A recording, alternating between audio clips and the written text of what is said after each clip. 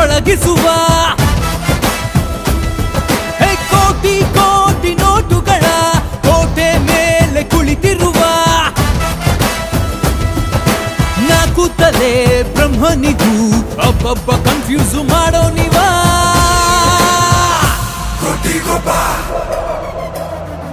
The lion is back and he roars again.